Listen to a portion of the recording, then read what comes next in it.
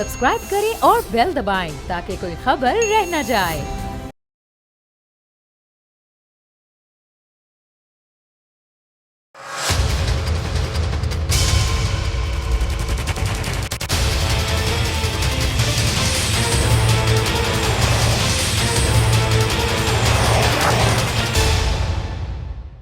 अस्सलाम वालेकुम, आप देख रहे हैं प्रोग्राम बस बहुत हो गया। मैं हूं अरबाब जहांगीर और पाकिस्तान में महंगाई हर गुजरते दिन के साथ एक नया रिकॉर्ड बना रही है। मुल्क में चीनी की कीमतें तारीख की बुलंद तरीन सतह पर पहुंच चुकी हैं और चीनी हुकूमत की मुकर्रर करदा कीमत यानी 89 रुपए 75 पैसे से तकरीबन 60 रुपए महंगी यानी 150 रुपए फी किलो में फरोख्त हो रही है। हर शहर की अपनी कीमत है और कई जगहों पर तो चीनी की कीमत इस वक्त 160 रुपए फी किलो भी बिक रही है। 89 रुपए 75 पैसे का रेट मुकर्रर करने वाली हुकूमत के अपने ही आदादो शुमार बता रहे हैं कि चीनी 140 रुपए में फरोख्त हो रही है। जब से पाकिस्तान तहरीक इंसाफ की हुकूमत आई है, पाकिस्तान में मुसलसल चीनी का बहरान मौजूद है। वजीर आज़म इमरान खान इस बहरान के जिम्मेदारों की निशानदेही भी कई बार कर चुके हैं। पाकिस्तान की चीनी है 140 रुपए पे पहुंच गई। मैंने पता चला है क्या हुआ, पता चला कि 3 शुगर मिल सिंध के अंदर जो चल रही थी उनको बंद कर दिया। उसकी वजह से यहाँ की जो शुगर मिल्स थी इन्होंने जखीरा अंदोजी करनी शुरू कर दी। जुल्म है हमारी अवाम से कि ये शुगर माफिया मिल के अरबों रुपया कमा लेता है अवाम की कमर तोड़ के। लेकिन तमाम तर दावों के बावजूद माफिया इमरान खान की हुकूमत में मजीद मजबूत होता जा रहा है और शुगर माफिया सिर्फ अक्टूबर के महीने में ही 265 अरब रुपए का इजाफी मुनाफा अब तक कमा चुका है और नवंबर में यह मुनाफा इससे भी कई गुना बढ़ चुका है और बढ़ता ही जा रहा है। लेकिन हुकूमत जो महंगाई का मवाजना दीगर ममालिक से करती है, भारत और बांग्लादेश की मिसालें देती है, अब महंगाई का मवाजना मुल्क में मौजूद ही दूसरे शहरों से किया जा रहा है। किस तरह से, जरा ये देखिए। जहाँ तक चीनी की कीमत का ताल्लुक है, मैंने ये कहा कि जो इस वक्त बलूचिस्तान के कुछ इलाकों में भी और सिंध में भी जो मुल्हका है, वहाँ पे चीनी 145-50 रुपए की मिल रही है। इस्लामाबाद में कहीं भी इस कीमत के ऊपर चीनी जो है इससे बड़ी कम है। जहाँ तक इस बात का ताल्लुक है कि क्यों है, इसकी 2 वजूहात मैंने आपको बताई। एक तो सिंध ने क्रशिंग डिले की जिसकी वजह से एक ओवरऑल सेंटिमेंट हुआ और दूसरा होर्डिंग।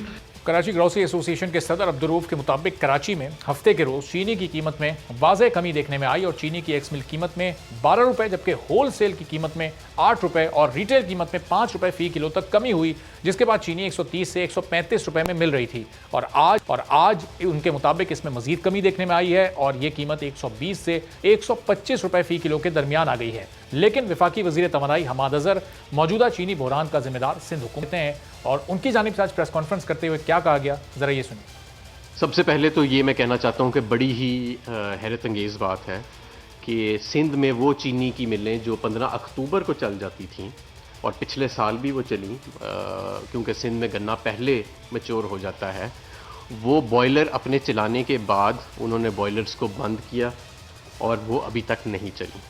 हम समझते हैं कि ये सिंध हुकूमत और पाकिस्तान शुगर मिल्स एसोसिएशन की जो सिंध जोन है उसका ये एक गठजोड़ है और ये वफाकी हुकूमत के ख़िलाफ़ एक सियासी साजिश के ज़रिए किया गया। तो विफाक की तमाम जिम्मेदारी सिंध पर डाल रहा है। वजीर आज़म और उनके वुज़रा बताते हैं कि भारत में पेट्रोल पाकिस्तानी 250 रुपए का 1 लीटर है, उसके मुकाबले में पाकिस्तान में पेट्रोल तकरीबन 100 रुपए सस्ता है।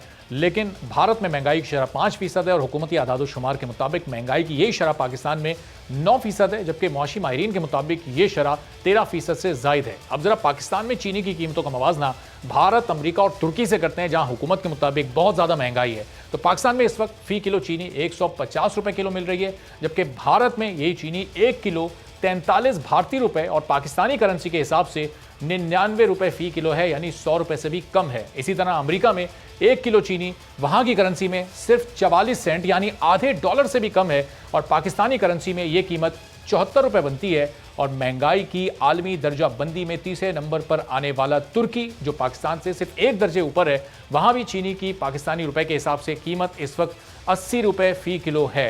यानी अमेरिका, तुर्की और भारत में चीनी पाकिस्तान से कहीं ज़्यादा सस्ती है। तो फिर सवाल यहाँ पर यह पैदा होता है कि वो कौन सी आलमी महंगाई है जो में महंगाई की जिम्मेदार है और हर चीज़ के महंगी होने का मलबा आलमी मार्केट में तेल की कीमतों पर डाल दिया जाता है और दूसरे मुल्कों में होने वाली महंगाई की मिसालें दी जाती हैं। इस पूरी सूरत हाल पर गुफ्तगू करते हैं सेनेटर अब्दुल कयूम साहब, नून लीग के रहनुमा हमारे साथ मौजूद हैं।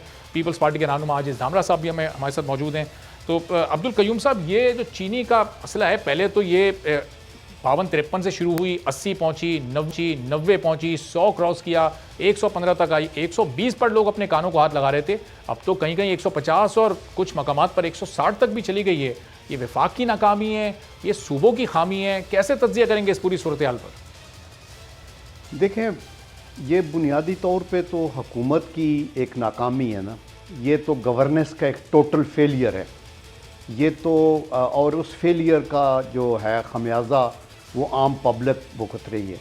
आप ये देखिए, एक चीनी को ना लें, मतलब चीनी एक आइटम है जिसने लोगों के बिल्कुल एब्सोल्युटली यानी परेशान कुन है कि एक दिन में इतनी बड़ी, फिर इतनी कम कर रहे हैं, फिर ये कर रहे हैं। आप देखिए, चीनी का माफिया अलग है। आप बाखुदा जाके दवाइयों का चेक करें, जो normal drugs, life saving drugs हैं, उनकी डबल से नहीं 4 टाइम्स प्राइसेस ज़्यादा हैं। आप आटे का जाके देखें, आप घी का जाके देखें, और आप ये देखें कि पाक रुपये की डिवैल्यूएशन का सिलसिला जो है, ये सारी अनप्रेसिडेंटेड है। पाकिस्तान की तारीख में ऐसे नहीं हुआ। दैट इज़ द रीज़न कि एक अलार्म क्रिएट हो गया है। और मैं आपको ये बताऊं, क्योंकि मैं डिफेंस को भी मॉनिटर करता हूं और डिफेंस प्रोडक्शन का चेयरमैन रहा हूं सेनेट में, आपकी कौमी सलामती एट स्टेक चली गई है। आपको कोई कहे ना कहे, अभी अफवाज पाकिस्तान की तरफ से बोल के कोई नहीं कहेगा वहाँ कि जी हमारा ये मसला है, चूँकि उनको ऑब्वियसली गवर्नमेंट के सब सर्वियंट होते हैं अदारे, और वो ऐसी बात कर भी नहीं सकते। लेकिन आपकी देखें, आप लोगों ने सिर्फ तनख्वाहें और मेंटेनेंस ही नहीं करनी है। आपके पास अगर आप अपने ये इंटरेस्ट पे कर दें, ये जो 15,000 अरब रुपया लिया हुआ है और कितने बिलियन डॉलर्स का हो गया है, तो आपके पीछे कुछ भी नहीं रहता। डिफेंस के लिए आधा बजट भी नहीं रहता। ये एक बहुत सीरियस आपका इशू बनता जा रहा है। और इसी तरह आप देखें कि बाकी सारे फील्ड्स के अंदर एक परेशानी का एक आलम है। तो अब्दुल कयूम साहब, इसका मतलब ये सिलसिला अगर ऐसी चलता रहा तो आगे चलकर तो फिर हमारी सॉवरेनिटी भी इससे मुतासिर हो सकती है, जो कि ज़ाहिर है एक बड़ी खतरनाक सूरत हाल खित्ते में भी और बैनुल अक़वामी सतह पर भी हो सकती है। लेकिन ये जो बार बार हुकूमत ये हमें बताती है, और हम देखते भी हैं कि कुछ बड़ी मईशतें भी इससे मुतासिर हुई हैं। अमेरिका में भी इस वक्त महंगाई हुई है, बरतानिया में भी हुई। ये सिर्फ टोटल मिस गवर्नेंस का इशू है, सिर्फ हुकूमत की नाकामी है? वाकई इंटरनेशनल सतह पर होने वाले असरात किसी हद तक पाकिस्तान पर भी रोनुमा हो रहे हैं? देखें इंटरनेशनल सतह पे होने वाले डेफिनेटली कुछ हद तक अफेक्ट करते हैं। ये पेंडेमिक का एक इशू था, अल्लाह ने हमें बचाए रखा, हम उस तरह अफेक्ट नहीं हुए। और दूसरा, तेल की कीमतों की भी बात है कि ऊपर है। लेकिन आप ये देखें कि इससे पहले भी तेल की कीमतें ऊपर चढ़ रही हैं। जो स्टेट्समैनशिप है उसका इम्तिहान ही ये है कि अपने लोगों को बचा के रखें और ऐसे मेजर्स लें। आप फोर्स ही करें कि क्या होने वाला है। इनको तो मतलब है, आप LNG लेनी थी और वो सस्ती मिल रही थी, नीली, जहाज़ लेट हो गए हैं, चीनी का वो बंद हो गया, ये हो गया। Who is responsible? देखिए, हुकूमत आपके पास है, सूबे खा कोई दूसरी हुकूमत भी क्यों ना हो, आपने उनके साथ ऐसे रिलेशंस कायम करने हैं कि एक म्यूचुअल अंडरस्टैंडिंग हो पब्लिक के फलाह के लिए और वेलफेयर के लिए। लेकिन इनका तो जो हाल है, ये बाहर की मिसाल देते हैं इंडिया। आप देखिए, जो पर कैपिटा इनकम है वो एक क्राइटेरिया होता है। आपके $1200 पर कैपिटा इनकम रह गई है, जो पहले तकरीबन 1600 को टच कर रही थी, और इंडिया में 2100 बिलियन डॉलर है इंडिया की। और इसी तरह आप देखें कि बाकी भी बांग्लादेश और ये आपसे ज़्यादा है, उनकी GDP आप देखें, उधर इन्फ्लेशन को देखें कम है। But in any case you don't have to copy others. आपने तो मुल्क के अंदर एक ऐसा गवर्नेंस का एक स्टैंडर्ड पेश करना है। प्राइस कमेटीज अलग हैं, उनको आप अपने तौर पे देखते जाएं। और फिर होल्डिंग है, उसके पीछे फिर स्मगलिंग है, फिर आपकी प्रोडक्टिविटी है, लॉन्ग टर्म चीज़ों की जो कीमतें हैं। अब्दुल कयूम साहब, ये बाकी हुकूमत जो जिस तरह चीनी की महंगी होने का मलबा सिंध हुकूमत पर डाल रही है, ये किस हद तक दुरुस्त है कि सिंध की मिलें मुकर्ररा वक्त पर नहीं शुरू हुई? 15 अक्टूबर से उनको अपना काम स्टार्ट करना था, वो ऑन नहीं हुई। और आज ज़ाहिर है, जिस तरह हमाद अज़हर फरमा रहे थे कि विफाक को नुकसान पहुँचाने के लिए सिंध ने इंटेंशनली ऐसा किया है, तो उसमें इनका फेलियर कितना है? सिंध हुकूमत की इसमें ये साजिश या जो भी आप कहें वो ये वाला फैक्टर कितना है, और इनकी अपनी गलती कितनी है? देखें, मैं ये समझता हूँ कि साजिश कैसे करेगी सिंध हुकूमत, जब वो खुद गवर्नेंस में है, जब उनको पता है कि अगर चीनी की कीमत ऊपर गई तो वो भी अफेक्ट होंगे और बुरी तरह अफेक्ट होंगे। तो मेरे ख्याल में ये सिर्फ इनके मिनिस्टर गैर जिम्मेदाराना किस्म के बयान देते हैं। लेकिन I think लेकिन जब अब्दुल कयूम साहब, अगर जब भी उनके budget ज़ाहिर जब भी चलने से महंगाई और होती नहीं है चलने तो वो तो उसकी आम इंक्वायरी जो होनी लोग हैं, चाहिए। वो चाहे कराची का शहरी हो, सिंध का हो या किसी भी सूबे या शहर का हो, वो बुरा भला या तनकीद का निशाना तो वो प्राइम मिनिस्टर को और वो वफाकी हुकूमत को ही करार देता है। ज़ाहिर है सिंध हुकूमत तो बच निकलती है उससे। या नहीं, वो तो ठीक बात, आप मुझसे ही क्वेश्चन कर रहे हैं ना। जी जी कयूम साहब, आपसे कर रहा हूँ, आपसे कर रहा हूँ। जी जी, तो मैं ये कहना चाहता हूं कि देखिए, जो टॉप पे ऊपर मैनेजमेंट होती है ना, वो एक लीडर है, प्राइम मिनिस्टर, उसके पास मौजूद किस्म के बंदे होने चाहिए, टीम्स होनी चाहिए, उनके वर्किंग रिलेशनशिप ना सिर्फ अपोजिशन से हों, बल्कि सूबे में अगर दूसरी हुकूमतें हैं तो उनके चीफ मिनिस्टर्स के साथ, उनकी गवर्नमेंट के साथ आपका आना जाना रहे। जब यहाँ मुस्लिम लीग नून की हुकूमत थी तो जब भी कराची जाते थे नवाज शरीफ साहब, उन दिनों में ये वार एंड टेरर का मसला था और बहुत सी दहशतगर्दी हो रही थी, तो वहाँ कोर कमांडर भी आते थे, आईजी भी आते थे, चीफ मिनिस्टर को बुलाया जाता था, गवर्नर को भी, और बैठ के आपने मुल्क को आगे चलाना है ना। ये हमारी को अपनी अपनी शेखडंग या किंगडम तो है नहीं, ये तो रियासत पाकिस्तान है और यही हमारी पहचान है। हम मुख्तलिफ ऑर्गन्स में अपना अपना काम कर रहे हैं। तो मेरे ख्याल के अंदर ये जो अभी जो अलार्मिंग सिचुएशन क्रिएट हो रही है, और इसी तरह डिफेंस और कौमी सलामती के हिसाब से जो आपका मसला बनता जा रहा है, आपको ज़रूर इसका कोई हल, और इस हुकूमत के बस की तो बात अब्दुल नहीं है। कयूम साहब, ये आपने कहा कि कुछ मौजू मुख्तलिफ बंदे चाहिए होते हैं, ज़ाहिर है जो दूसरों से रिलेशंस भी कायम कर सकें। तो ये शौकत तरीन साहब जो इस वक्त वजारत ख़जाना को देख रहे हैं, अब्दुल हफीज़ शेख साहब जो तकरीबन 2 साल तक इस वजारत को देखते रहे, पाकिस्तान की पूरी मईशत को देखते रहे, तो ये लोग, ये तो माजी में भी पाकिस्तान के लिए सर्व कर चुके हैं, ये लोग मौजू लोग नहीं थे, ये इस वक्त मौजू टीम नहीं है पाकिस्तान के पास। देखिए, मैं ये समझता हूँ कि मैं इसके ऊपर ऐसे कमेंट नहीं करना चाहता कि मौजू है या नहीं है, लेकिन आप इसका रिज़ल्ट देख लेना कि हफीज़ पहले उनको उमर को लगाया, असद को, फिर उसको हटा दिया, फिर हफीज़ शेख साहब को लगाया और उनकी तारीफ़ें, फिर उनको हटा दिया। अभी ये तरीन साहब आए हैं, अल्लाह ताला करे ये कामयाब हों, ये बड़े तजर्बाकार हैं, इनको बैंकिंग की साइड का काफ़ी तजर्बा है। अब्दुल कयूम साहब, अभी तक तो सिर्फ महंगाई को बढ़ाने में कामयाब हो रहे हैं, ये महंगाई कम करने के लिए आए थे, इसके स्पेशलिस्ट समझे जाते थे। तो अभी देखे ना, इनकी कारकर्दगी को अभी गेज किया जा रहा है ना, तो अगर ये भी फेल हुए तो फिर क्या, देखिए कंटिन्यूटी ऑफ पॉलिसी है। अब शब्बर जैदी साहब को उधर लगाया था, उड़ा के रख दिया, 6-7 जो FBR के चेयरमैन चले गए। आप देखें कि सूबों के अंदर आईजीज, आपके चीफ सेक्रेटरी, ये देखिए, ये जो होता है ना मुल्क को चलाना, यानी पॉलिसी और फैसलों के तसलसल की भी कमी थोड़ी मौजूद है, और आप इस जानिब निशानदेही करें। मैं आपकी तरफ वापस आता हूं अब्दुल कयूम साहब। आजिज धामरा साहब से ज़रा मैं पूछ लूँ, आजिज साहब, सिंध हुकूमत पर इल्ज़ाम लगा रही है इस वक्त वफाकी हुकूमत के, अगर 15 अक्टूबर से आप लोग की मिल्स काम करना शुरू कर देती हैं जो अब तक बंद हैं, तो ये सूरत हाल पैदा ना होती। तीनों की तीनों शुगर मिल्स सिंध की जो बड़ी हैं वो बंद हैं, जिसकी वजह से पूरे मुल्क में इस वक्त चीनी महंगी है और 150-160 तक पहुंच चुकी है। किस तरह जवाब देंगे विफाक को? देखिए, पहली बात तो यह है कि ये नाम बता दें कि कौन सी शुगर मिल्स जो है वो बंद हैं, ताकि सिंध गवर्नमेंट वो खुला के दें। ये बिल्कुल ये ओमनी ग्रुप की बताते हैं कि ओमनी ग्रुप की शुगर मिल्स नहीं है। पूरे टेन्यूर में कभी भी सच नहीं बोला कौम से, इसलिए ये अपनी जान छुड़ाने के चक्कर में है कि सिंध की 3 शुगर मिल बंद होने की वजह से पूरे मुल्क में चीनी जो है वो आपको 150 रुपए में मिल रही है, 160 रुपए में मिल रही है। मतलब ये कबूतर अगर बिल्ली को देख के अपनी आंखें बंद कर ले कि बिल्ली मुझे नहीं देखेगी, ये इस तरह जान नहीं छुड़ा सकते। ये नायल हैं, अपनी नायली को तस्लीम करें। ये 3 शुगर मिलों का इशू नहीं है। इन्होंने साबित किया है कि ये नायल हैं और ये अपनी नायली को सिर्फ कंट्रोल करें, ये अपने जो करप्ट माफिया हैं उनको कंट्रोल करें, और ये बताएं कौम को कि ये सही तरीके से काम नहीं कर पा रहे हैं। ये तो ऐसे हुक्मरान हैं जो मुआहदे भी करते हैं मगर वो छुप के करते हैं। ये ऐसी हुकूमत है कि रात को अंधेरे में तेल की कीमतें बढ़ा देती हैं। तो इस हुकूमत के किसी भी बयान पे अब कौम को कोई एतबार नहीं रहा।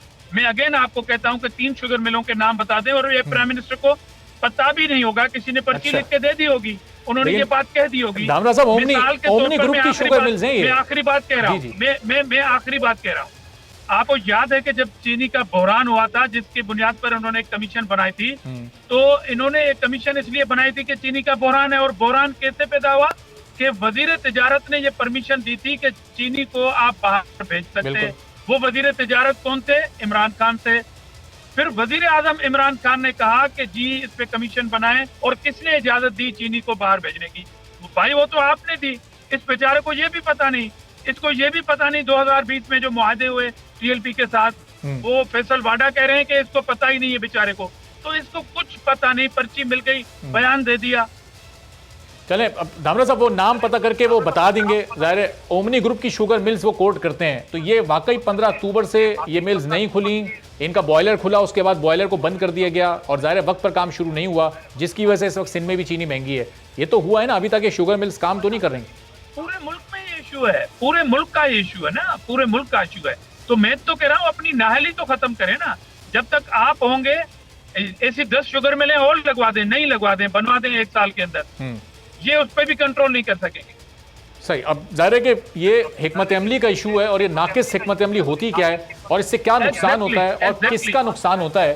तहरीक इंसाफ की हुकूमत ने मुल्क की तारीख में महंगी तरीन LNG का सौदा करके ये भी आवाम को एक बार फिर बता दिया है।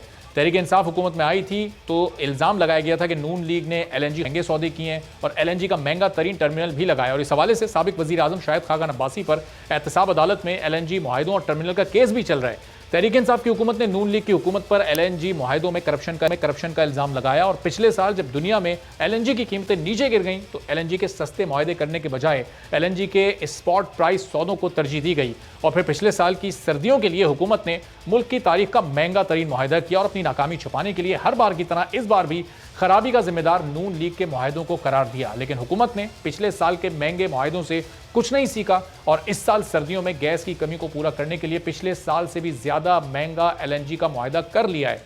वफाकी हुकूमत ने कतर पेट्रोलियम से $30.6 फी यूनिट के बुलंद तरीन निर्ख पर LNG कार्गो खरीदा है और इस महंगी तरीन LNG गैस की खरीदारी का मकसद सर्दियों में गैस के मुमकिना बहरान के असरात को कम करना है।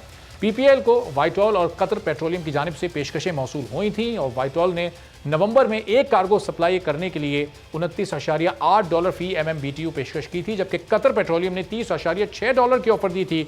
हुकूमत ने वाइटॉल की $29.8 फी MMBTU की पेशकश को छोड़कर कतर पेट्रोलियम की ऑफर कबूल की। वाइटॉल ने नवंबर में सप्लाई देने की ऑफर की थी, जबकि पाकिस्तान को दिसंबर में LNG की जरूरत थी और इसीलिए वाइटॉल की पेशकश को मुस्तरद कर दिया गया। तो अब्दुल कयूम साहब, ज़ाहिर है आने वाले दिनों में अभी हम इस चीनी बहरान से निकले नहीं हैं, आटे की का ये बहरान ख़त्म हुआ नहीं, सर्दियां अभी शुरू हुई हैं, इसका आगाज़ हुआ है और आने वाली सर्दियों में या तो गैस मिलेगी नहीं और मिलेगी तो शदीद महंगी मिलेगी। महंगा तरीन मुआहिदा हुआ है। ये वक्त से पहले हुकूमत ने क्यों नहीं सोचा, क्यों ये मुआहिदा नहीं कर सकी? शायद खाकान अब्बासी साहब पर केस चल रहा है, उस केस को सामने रखते हुए तो ये सस्ते सौदे होने चाहिए थे, फिर ये तारीख के महंगे तरीन सौदे क्यों हो रहे हैं?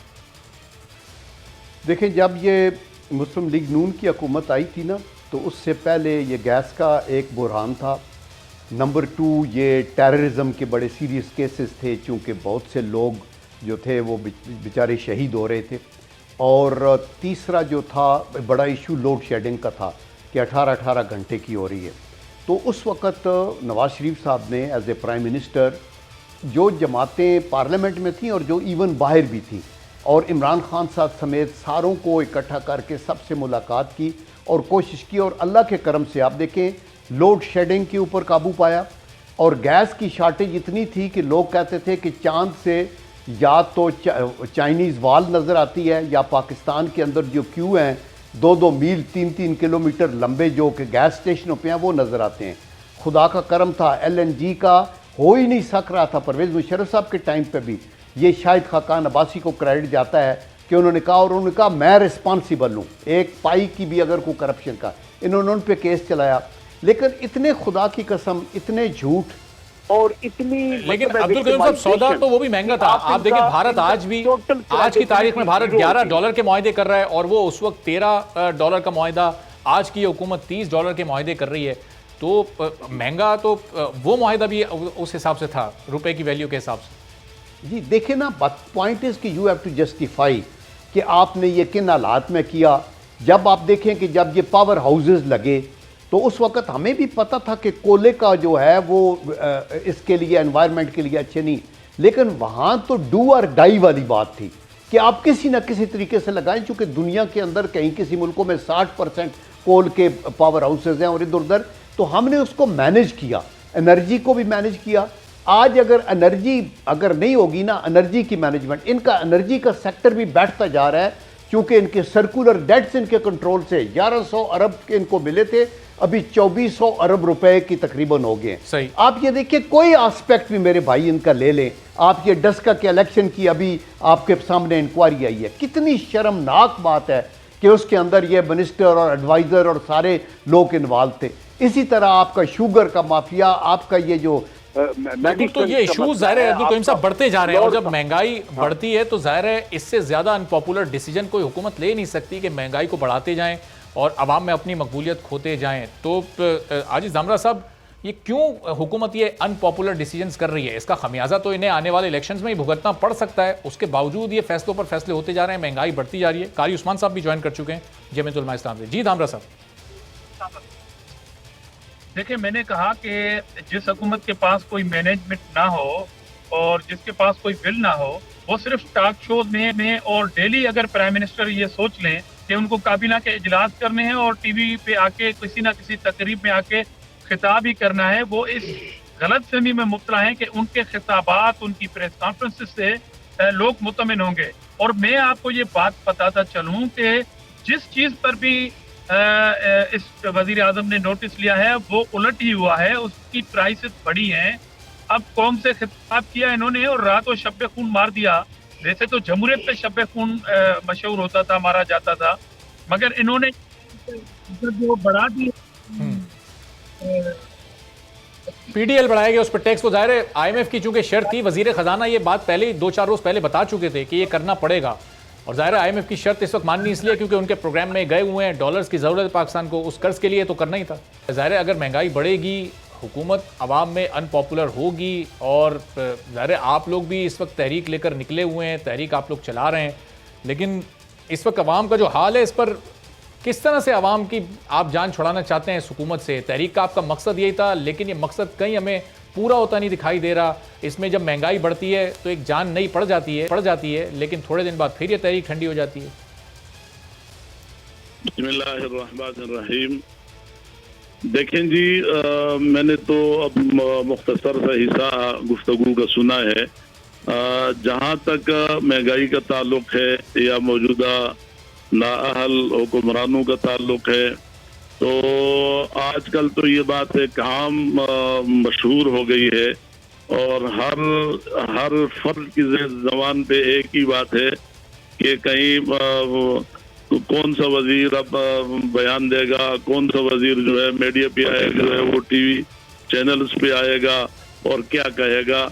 इसके अलावा कोई नहीं, चूंकि ये ऐसा टोला है कि इनके पास सिर्फ बोलने के, शोर शराबा करने के, दूसरों की पियां उछालने के अलावा इनके पास ना कोई वक्त है, ना इनकी कोई दिलचस्पी है। आप अंदाजा लगाएं कि एक सूबे का वजीर आला सरेआम जलसाम से खिताब करता है, सूबा खैबर पख्तूनख्वा का वजीर आला, वो कहता है कि हमारे कायद इमरान खान का मुस्तकबिल से कोई नहीं है, आवाम से कोई सरोकार नहीं है, मुल्क से उसका कोई सरोकार नहीं है, उसकी नजर आइंदा के इलेक्शन पर है कि मैं इलेक्शन जीत जाऊं।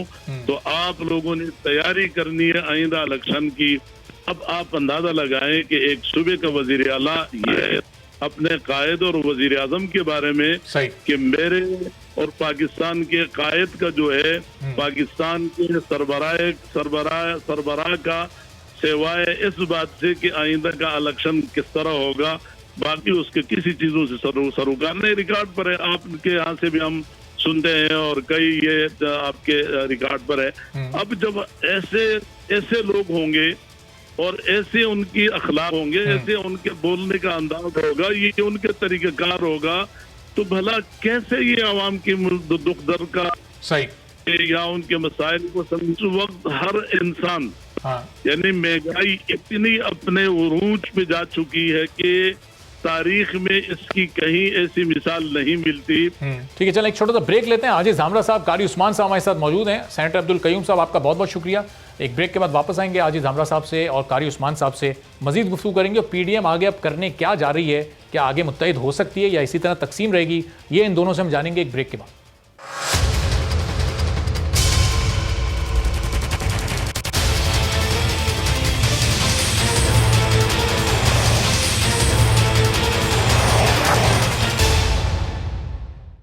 प्रोग्राम में एक बार फिर आपको खुशामदीद कहते हैं। मुल्क में तेजी से बढ़ती हुई महंगाई ने हुकूमत के खिलाफ अपोजिशन की बेजान तहरीक में भी जैसे एक नई जान डाल दी है और अपोजिशन इत्तेहाद पीडीएम ने एक बार फिर हुकूमत को घर भेजने की तहरीक शुरू करने का बाकायदा ऐलान कर दिया। हुकूमत के खिलाफ लॉन्ग मार्च से पहले महंगाई मार्च किया जाएगा जिसका आगाज 13 नवंबर को कराची में से होने जा रहा है, फिर 17 नवंबर को कोयटा, फिर 20 नवंबर को पीडीएम के लोग पेशावर की सड़कों पर निकलेंगे। महंगाई मार्च की आखिरी रैली लाहौर में मुनक्किद की जाएगी और उसके बाद फिर इस्लामाबाद की तरफ फैसला कुन मार्च किया जाएगा। पीडीएम के सरबराह मौलाना फजलुर रहमान ने महंगाई मार्च का ऐलान करते हुए वाजे कर दिया है कि जब तक पीडीएम वजीर आजम इमरान खान की हुकूमत को घर नहीं भेज देती, हुकूमत के खिलाफ उनका यह मार्च जारी रहेगा। अपोजिशन लीडर शहबाज शरीफ महंगाई के मामले पर वजीर आजम से एक बार फिर इस्तीफे का मुतालबा कर रहे हैं। बढ़ती महंगाई पर वजीर आजम पर तंज कर रहे हैं, कह रहे हैं कि आटा, चीनी, घी, दवाई, बिजली, गैस, पेट्रोल, मईशत और महंगाई पर अगर बस नहीं चल रहा तो इस्तीफा देना तो इमरान खान के बस में है। और फिर मरियम नवाज खुद को महंगाई में घिरे अवाम का हमदर्द बता रही हैं। अवाम को ये बता रही हैं कि पीडीएम और मुस्लिम लीग नून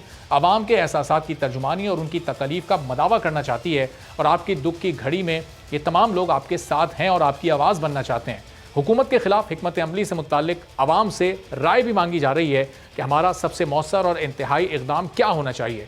अपोजिशन रहनुमा महंगाई से निजात के लिए आवाम को सड़कों पर आने का मशवरा भी दे रहे हैं। पीपल्स पार्टी भी पीडीएम के सड़कों पर आने के फैसले का एक जानिब खैर मकदम कर रही है और साथ ही उनकी जानिब से तंज भी किया जा रहा है, तनकीद भी की जा रही है। तर्जुमान पीपल्स पार्टी फैसल करीम कुंडी ये याद दिला रहे हैं पीडीएम को कि मौलाना फजलुर रहमान ने कहा था कि असेंबलियों से मुस्ताफ़ी हुए बगैर लॉन्ग मार्च बेमायने होगा। तो पीपल्स पार्टी इस वक्त भी पीडीएम को माजी में उनके उसूल याद दिला रही है कि आपने तो इस्तीफ़ा लॉन्ग मार्च के साथ देना था, अब आप जितने भी हैं वो इस्तीफ़ा दें, क्यों नहीं दे रहे। ये बहुत सारे सवाल हैं जो पीपल्स पार्टी इस वक्त पीडीएम से पूछ रही है।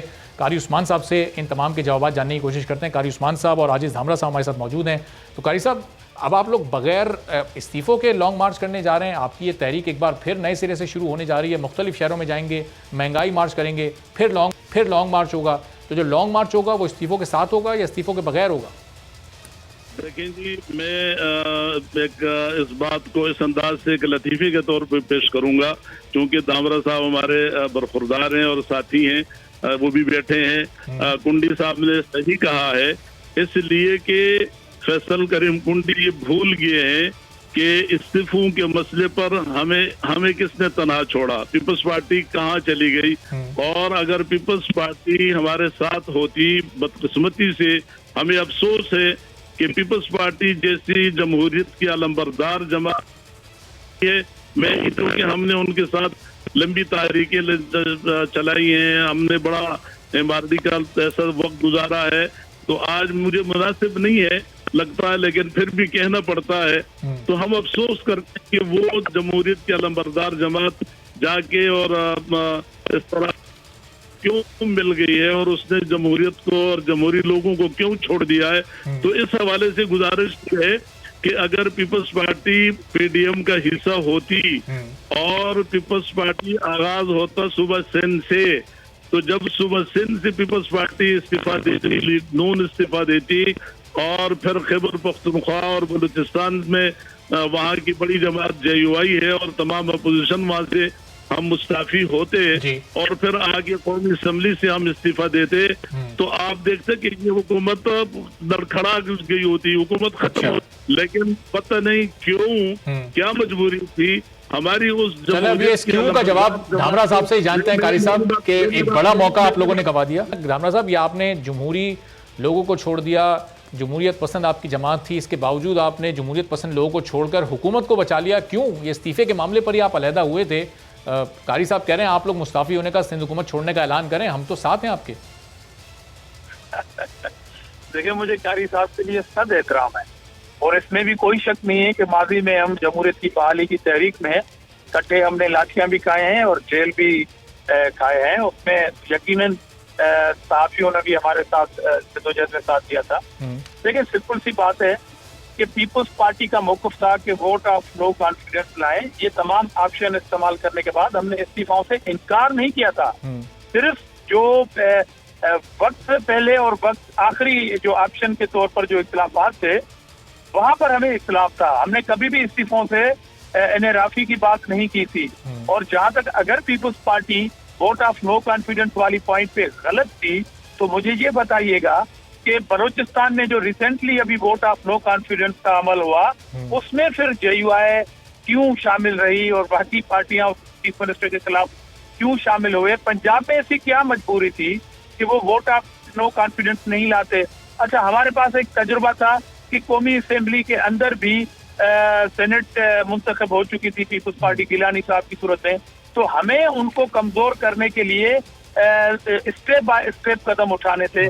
और जहां तक कारी साहब ने कहा कि मैं मातम करूं पीपल्स पार्टी की जमहूरियत परस्ती पे कि वो माजी में किस तरह तहरीकें चलाती थी, तो आपको याद होगा कि जो JUI ने अपने तौर पर PDM से बनने से पहले एक लॉन्ग मार्च किया था जो सिंध से गया था, पीपल्स पार्टी ने सिंध के हुजूर तक आपका साथ देते हुए पंजाब में भी दिया और उस धरने में भी बिलावल भुट्टो साहब आए थे, तो बड़े एहतराम के साथ।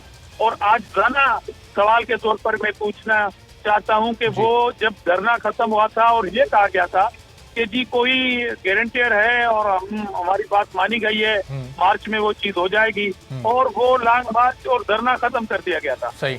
मतलब अगर आप पीपल्स पार्टी की जमहूरियत पसंदी पे गुस्सा कर रहे हैं तो सवाल तो ये भी है कि आपने जो अपनी पार्टी के तौर पर एक धरना दिया हुआ था वो अचानक कैसे खत्म हुआ? सही। चलें, ये आज जाना सवाल आपका जरा कारी साहब से जान ले, इसका जवाब ले दें। कारी साहब, आज धामरा साहब के आज जाना सवाल का भी जवाब दे दें, और अब आप लोग इस्तीफा क्यों नहीं दे रहे? पीपल्स पार्टी अलहदा हो गई, आप लोग तो दें, क्योंकि आप तो इस्तीफे के साथ लॉन्ग मार्च करना चाहते थे।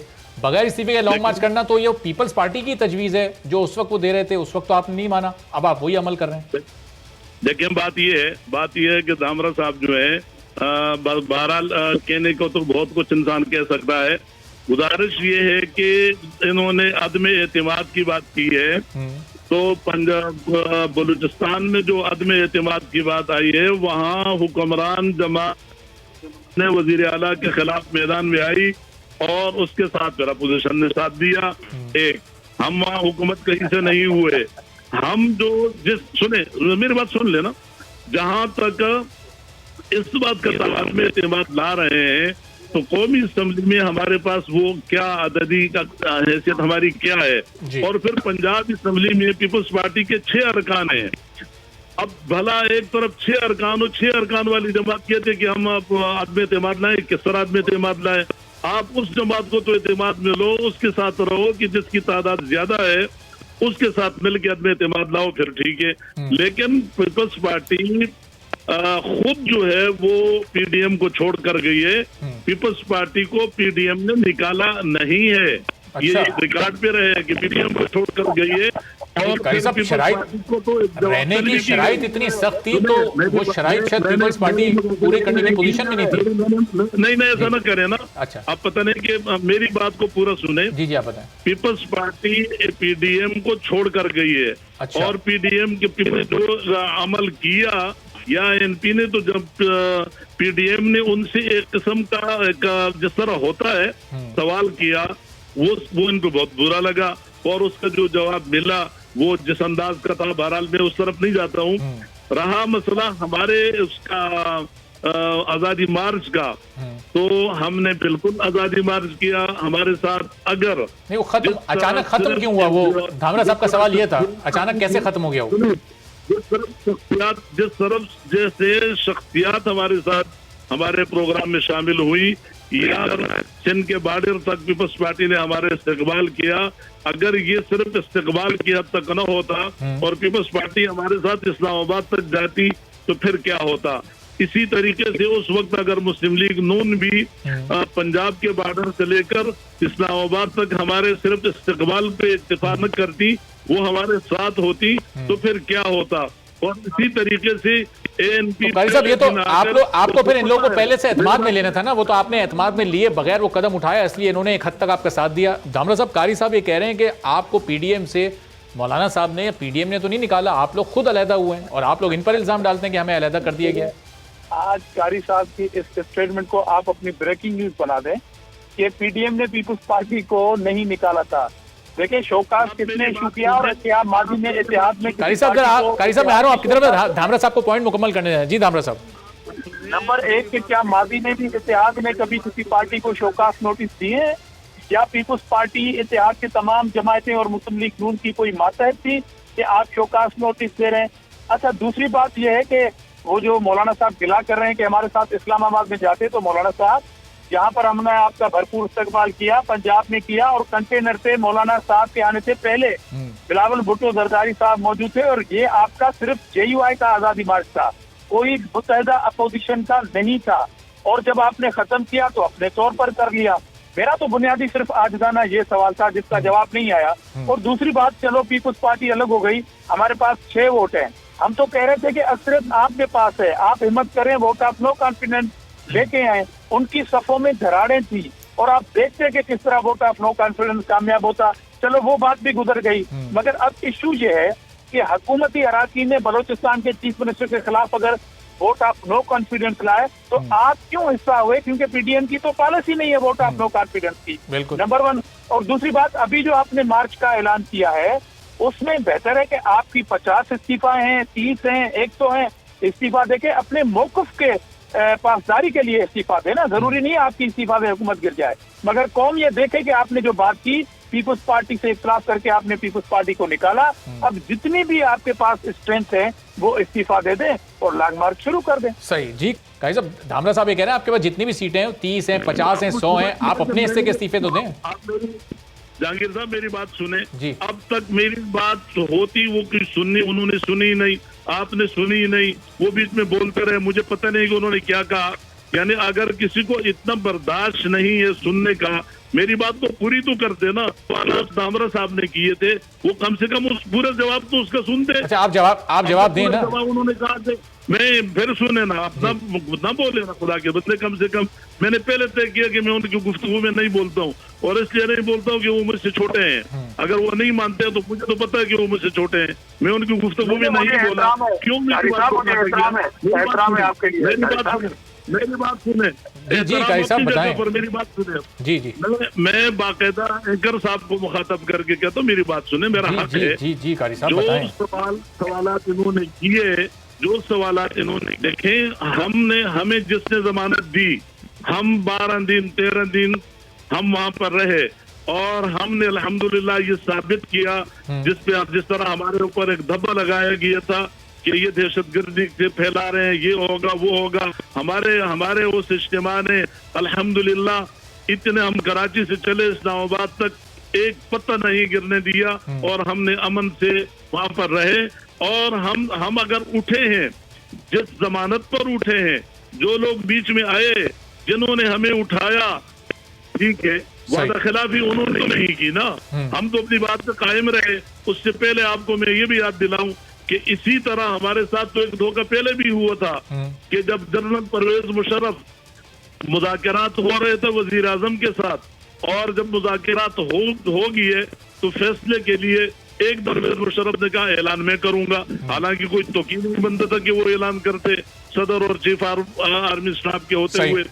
तो जब उन्होंने ऐलान किया, ये आज भी मेरे कानून में है और आपके भी कानून में होगा, कि उन्होंने कहा कि 31 अक्टूबर को, वो सन जो 2004 था गालिबन, कि मैं 31 अक्टूबर को यूनिफॉर्म उतार दूंगा। फिर यूनिफॉर्म वो 6 साल बाद में उसने उतारा। अगर हमारे साथ इस तरह हाथ हुआ तो ये तो होता है, लेकिन हम नहीं भागे, हम तब भी मैदान में थे, आज भी मैदान में हैं। कारी साहब, डिटेल से आपका ये पॉइंट आ गया। आने वाले दिनों में आपकी ये तहरीक किस हद तक हुकूमत पर प्रेशर बढ़ाती है, ये भी देखना होगा। और लोग ये भी देख रहे हैं कि हुकूमत की जो मिस गवर्नेंस है, जो बढ़ती हुई महंगाई है, वो अपनी जगह पर मौजूद है, लेकिन इस मुल्क की अपोजिशन भी इस वक्त तकसीम है। बहुत बहुत शुक्रिया। आजिज़ धामरा साहब, कारी उस्मान साहब हमारे साथ मौजूद थे। एक ब्रेक यहाँ पर लेते हैं, ब्रेक पर आएंगे तो ICC वर्ल्ड T20 में पाकिस्तान की शानदार परफॉर्मेंस का सिलसिला जारी है। 5 ग्रुप मैचेस जीतकर पाकिस्तान सेमीफाइनल में पहुंच चुकी है। और जैसा चेयरमैन रमीज़ राजा ने, चेयरमैन PCB, कुछ अर्से पहले उन्होंने कहा था कि अगर पाकिस्तान नंबर 1 टीम बन जाए तो यहाँ पर आने वाली टीमों की लाइन लग जाएगी। तो अब मार्च में ऑस्ट्रेलिया ने टूर कन्फर्मेशन दे दी है, ऑस्ट्रेलियाई टीम आ रही है, तो इसका मतलब पाकिस्तान के सूने मैदान भी आबाद होने वाले हैं और हो चुके हैं, क्योंकि वेस्ट इंडीज़ की जो विमेन टीम है वो पाकिस्तान आ चुकी है। तो पाकिस्तान के ग्राउंड्स पर भी क्रिकेट होने जा रही है। एक ब्रेक के बाद इस पर मजीद बात करेंगे।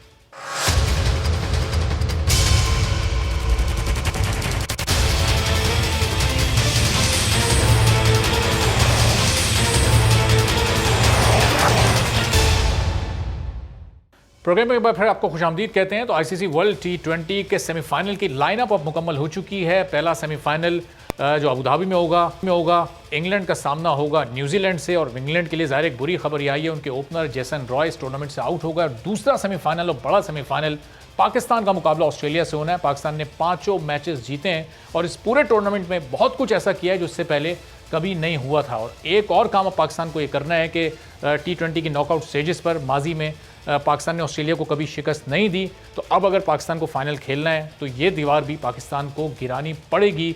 और इस वक्त पाकिस्तानी टीम भरपूर अपने मोमेंटम में, हर मैच में एक नया हीरो निकल कर सामने आ रहा है। शाहीन आफरीदी से ये सिलसिला शुरू हुआ था, जो फिर हारिस रऊफ भी मैन ऑफ द मैच बने, रिजवान भी मैन ऑफ द मैच रहे, फिर आसिफ अली को भी मैन ऑफ द मैच मिला। और कल के मैच में हमने देखा शोएब मलिक का तजुर्बा सब पर भारी साबित हुआ। इस टूर्नामेंट की तेज़ तरीन निस्फ सेंचुरी KL राहुल के साथ उन्होंने शेयर की, 18 बॉलों पर 54 रन उन्होंने बनाए। तो इस मोमेंटम के साथ ऑस्ट्रेलिया के लिए पाकिस्तानी टीम कितना बड़ा खतरा है, इसी पर बात करते हैं। मिर्ज़ा इकबाल बेग साहब, सीनियर स्पोर्ट्स एनालिस्ट हमारे। मिर्ज़ा साहब, ये सोशल मीडिया पर भी ये सवालात हो रहे हैं, पाकिस्तान ने कौन सी टीम भेज दी है? ये जिस मोमेंटम से खेल रही है, जो परफॉर्मेंस सामने आ रही है, इतनी कंसिस्टेंसी पाकिस्तान की क्रिकेट की तारीख में शायद कभी देखने को नहीं मिली। बहुत बहुत शुक्रिया अरबाब। अब टीम पाकिस्तान की जेल हो चुकी है और ऐसा लग रहा है कि एक कॉम्बिनेशन, विनिंग कॉम्बिनेशन पाकिस्तान का बन चुका है। जिस तरीके से 5 मैचेस में पाकिस्तान ने टीमों को हराया, पहला तो भारत के खिलाफ बआसानी जीते, लेकिन फिर न्यूजीलैंड के खिलाफ जो फंसा हुआ मैच था वो पाकिस्तान जीता, अफगानिस्तान के खिलाफ जीता। तो मैं समझता हूँ कि पाकिस्तान का एक विनिंग कॉम्बिनेशन बन चुका है।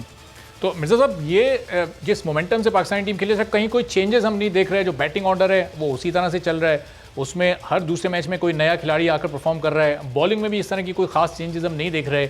लेकिन ये हसन अली, फ़खर जमान, अभी इनकी तरफ से अपना बेस्ट आना बाकी है। तो हम एक्सपेक्ट करें कि ऑस्ट्रेलिया के खिलाफ मैच में इनकी तरफ से भी कुछ निकल के ऐसा सामने आएगा। बिल्कुल आपने सही कहा। आप देखें ना कि हसन अली की परफॉर्मेंस इतनी अच्छी नहीं रही है, लेकिन कप्तान उन पर बहुत ज़्यादा कॉन्फिडेंस करते हैं, कप्तान उनको खिला रहे हैं। इसी तरीके से फ़खर जमान ने सिर्फ 54 रन बनाए, लेकिन अब ये तजुर्बे का वक्त नहीं है, क्योंकि ऑस्ट्रेलिया एक मजबूत हरीफ है, उसके खिलाफ हमारा सेमीफाइनल है। तो उसमें हमें उसी टीम के साथ जाना चाहिए जो कल अगर मौका था पाकिस्तान तब्दीली कर सकता था स्कॉटलैंड के खिलाफ, लेकिन अब मुझे लग रहा है कि पाकिस्तान उसी कॉम्बिनेशन के साथ जाएगा। हालांकि आपकी बेंच पर हैदर अली जैसा बैट्समैन मौजूद है कि जो बड़े जारहाना अंदाज से खेलता है, वो फ़खर जमान की जगह आ सकता था। मोहम्मद वसीम जूनियर शुमाली वजीरिस्तान का फास्ट बॉलर, वो आ सकता था, लेकिन अब मेरे ख्याल में वक्त गुजर चुका है। अब वही टीम रखेगा पाकिस्तान ऑस्ट्रेलिया के खिलाफ के जो 5 मैचेस खेली है। सही। और मिर्ज़ा, जब कल न्यूजीलैंड ने अफगानिस्तान को शिकस्त दी और बड़े वन साइडेड तरीके से दी, तो साइकोलॉजिकल रिलीफ का पाकिस्तानी खिलाड़ियों को मिला होगा। अगर वो अफगानिस्तान जीत जाता, इंडिया के पहुंचने के चांसेस बन जाते, और जिस तरह पूरी दुनिया में बातें हो रही थी कि इंडिया ने बड़ा जोर लगाया है और वो फिक्स मैच होगा और एक पूरी सिचुएशन बनी हुई है, अफगानिस्तान जानबूझकर इंडिया से हार गया, वो अफवाहें तो दम तोड़ गई। पाकिस्तानियों को भी बड़ा साइकोलॉजिकल रिलीफ खासतौर पर टीम को मिला होगा कि अब इंडिया सेमीफाइनल में नहीं है, तो फाइनल या न्यूजीलैंड से खेलना है या इंग्लैंड से खेलना पड़ेगा। बिल्कुल साइकोलॉजिकल रिलीफ तो मिला होगा। लोग, क्रिकेट के पंडित और क्रिकेट के माहिरीन तो यही कह रहे थे, क्योंकि पाकिस्तान और भारत एक ही ग्रुप में थी, तो लोग ये कह रहे थे कि फाइनल में पाकिस्तान और भारत एक दूसरे के आमने सामने होंगे, क्योंकि अगर भारत यहाँ से आता बजाय न्यूजीलैंड के तो वो इंग्लैंड से खेलता और पाकिस्तान ऑस्ट्रेलिया से खेल रहा है, लेकिन ऐसा हुआ नहीं। और वो जो कहते हैं ना बड़े बड़े दावे, तो हरभजन सिंह कह रहे थे अरबाब कि आप हमें वॉकओवर दे दें, हमारी टीम बड़ी तगड़ी है, वो सारे धरे के धरे रह गए। इसलिए कहते हैं कि बड़ा बोल नहीं बोलना चाहिए। और मेरे ख्याल में भारतीय शायकीन क्रिकेट, करोड़ों भारतीय शायकीन क्रिकेट भी दिल बर्दाश्त है, और जिस तरह उनकी टीम में इंटरनल लगता है कि कोई रिफ्ट है। विराट कोहली का ये आखिरी टूर्नामेंट है एज अ कैप्टन, उसके अलावा रवि शास्त्री जा रहे हैं, कोई खिचड़ी जरूर पक रही थी और उनकी टीम में वो नजर नहीं आई, हम आहंगी, वो थ्रिल, वो जोश, वो जज्बा। तो शायद यही वजह है कि भारत जल्दी बाहर हो गया। लेकिन अब सारी, क्योंकि मुझे लग रहा है भारत के 2-3 टेस्ट क्रिकेटर्स कह रहे हैं कि अब हमें एशिया की एक ही टीम रह गई है इस वर्ल्ड कप में, तो हमें अब पाकिस्तान को सपोर्ट करना चाहिए। ये भी उनकी आला ज़र्फी है कि वो पाकिस्तान को सपोर्ट करने का कह रहे हैं। और मतलब ये पाकिस्तानी टीम जिस एक नए रंग में नज़र आ रही है, जो जोश, वलवला, जो मोमेंटम जिस तरह परफॉर्म कर रही है, इसमें इस नई मैनेजमेंट का भी कहीं कोई किरदार है। आमतौर पर हम ये कहते हैं कि नई मैनेजमेंट को आकर बड़ा टाइम लगता है, कोई 6-8 महीने का आप उनको मौका दें, फिर वो इम्पैक्ट डाल सकते हैं। लेकिन मैथ्यू हेडन ने, वर्डन फिलेंडर ने ऐसा क्या जादू किया है जो मिसबाह उल हक और वकार यूनुस नहीं कर पा रहे थे? देखिए अरबाब, इनको चूंकि बाबर आजम को फ्री हैंड दिया गया है, सकलैन मुश्ताक को आप नजरअंदाज ना करें। सकलैन मुश्ताक इंग्लैंड के साथ, वेस्ट इंडीज के साथ as a spin bowling coach वाबस्ता रहे और क्वालिफाइड कोच है, उनका बड़ा तजुर्बा है और वो टीम को लेकर चल रहे हैं। वर्नन फिलेंडर और मैथ्यू हेडन तो कंसल्टेंट है, लेकिन ठीक है वो गाइड कर रहे हैं। असल आदमी सकलैन मुश्ताक है। बाबर आजम की कप्तानी का रिमोट कंट्रोल ऐसा लगता था मिसबाह उल हक के पास है। अब बाबर आजम को फ्री हैंड मिला है, वो खुलकर कप्तानी कर रहे हैं, लड़के भी जेल हैं। और वरना आप देखें ना, जब मिसबाह और वकार टीम के साथ थे, पाकिस्तान जिम्बाब्वे से आ रहा, पाकिस्तान साउथ अफ्रीका से आ रहा, पाकिस्तान इंग्लैंड से बुरी तरह आ रहा, पाकिस्तान वेस्ट इंडीज से आ रहा। तो अब उन तमाम चीजों को पसे पुश डालकर एक नए आज़म के साथ टीम गई है और मैं समझता हूं कि इनके इम्कानात बड़े रोशन है कि ये 21 जून 2009 को जो यूनुस खान की कप्तानी में हमने वर्ल्ड कप जीता था, शायद ये इस मरतबा भी वही तारीख दोहराए। तो और अगर सकलैन मुश्ताक के क्रेडिट पे ये जीत आ जाती है तो फिर मुस्तकबिल में हम गैर मुल्की कोचेस को क्यों कंसीडर करने की सब बात कर रहे हैं? फिर तो हमें टीम की बागडोर सकलैन मुश्ताक के हाथ में दे देनी चाहिए, जिनकी कोचिंग के अंडर इतना बेहतरीन परफॉर्म कर रही है टीम, जिनको अभी बहुत लंबा अरसा भी नहीं हुआ। थोड़े अरसे में जब उन्होंने टीम की शक्ल बदल दी है तो वो 2-3 साल अगर टीम के साथ रहेंगे तो ये तो टॉप की टीम बन जाएगी, जो रमीज राजा चाहते भी हैं। बिल्कुल आपने सही कहा अरबाब। मसला यही है कि सकलैन मुश्ताक अगर वर्ल्ड कप जीत कर आते तो फिर कोई वजह नहीं है कि वो आर्जी कोच रहे, फिर उन्हें मुस्तकिल कोच बनाना चाहिए उसूलन तो, क्योंकि उनकी परफॉर्मेंस सबके सामने होगी। और हम गैर मुल्कियों को ठीक है एज अ कंसल्टेंट ला सकते, लेकिन हेड कोच जो पाकिस्तानी होना चाहिए मेरी राय में। सही। अब मिर्जा साहब, आने वाली जो ज़ाहिर है इस टूर्नामेंट के बाद क्रिकेट वर्ल्ड कप के बाद वो जो बायलैटरल सीरीज़ होती है उनकी इतनी इंपॉर्टेंस नहीं रह जाती, लेकिन अभी बांग्लादेश जाना है टीम को, हफीज़ उस दौरे से दस्तबरदार हो गए। फिर बड़ी खबर जो आई वो दौरे ऑस्ट्रेलिया की टीम यहाँ पर आ रही है। इसका मतलब न्यूजीलैंड, इंग्लैंड, ये तमाम बड़ी टीमें मुस्तकबिल में पाकिस्तान आएंगी क्रिकेट खेलने के लिए। ये इस वक्त पाकिस्तान के लिए, क्रिकेट के शायकीन के लिए, क्रिकेट बोर्ड के लिए, इस गवर्नमेंट के लिए कितनी बड़ी खबर हो सकती है? ऑस्ट्रेलिया का आना अरबाब मैं समझता हूँ बहुत बड़ी खबर है, क्योंकि ऑस्ट्रेलिया 23 साल हो गए। 1998 में आखिरी मरतबा मार्क टेलर की कप्तानी में ऑस्ट्रेलिया ने मुकम्मल सीरीज खेलने के लिए पाकिस्तान का दौरा किया था। तो ऑस्ट्रेलिया आ रही है। अब आप देखिएगा, इंग्लैंड ने जो 2 अपने T20 मंसूख किए थे, नहीं आए थे पाकिस्तान, उनको भी अब एहसास हुआ है। उनके England and Wales cricket board के चेयरमैन रिजाइन कर गए, इंग्लिश टीम भी आएगी। न्यूजीलैंड क्रिकेट काउंसिल को भी इस बात का एहसास हुआ है कि आखिरी लम्हे पर वो दौरा अधूरा छोड़कर चले गए। तो मेरे ख्याल में एक दरवाजे खुल गए और अब वो जो 3 मार्च 2009 को जो पाकिस्तान से बैनुल अक़वामी क्रिकेट रूट गई थी, जब श्रीलंकन टीम पर अटैक हुआ था गद्दाफी स्टेडियम लाहौर के बाहर, तो अब मेरा ख्याल है कि अब वो सारे बादल छट जाएंगे और बैनुल अक़वामी टीमें पाकिस्तान का रुख करेंगी। ठीक है, बहुत बहुत शुक्रिया। मिर्जा इकबाल बेग साहब, सीनियर स्पोर्ट्स एनालिस्ट, हमारे साथ मौजूद थे और कह रहे थे कि जिस तरह पाकिस्तानी टीम बेहतरीन परफॉर्म कर रही है, इसी तरह मुस्तकबिल में भी पाकिस्तान के क्रिकेट के ग्राउंड जो कि कुछ अरसे तक सूने रहे, लेकिन अब वो एक बार फिर आबाद होने जा रहे हैं। और सिर्फ ऑस्ट्रेलिया ही नहीं बल्कि जो दीगर बड़ी टीमें, वो टीमें भी आने वाले साल में पाकिस्तान का दौरा करने पर राजी हो चुकी हैं। आज के प्रोग्राम से इजाज़त दीजिए, अल्लाह।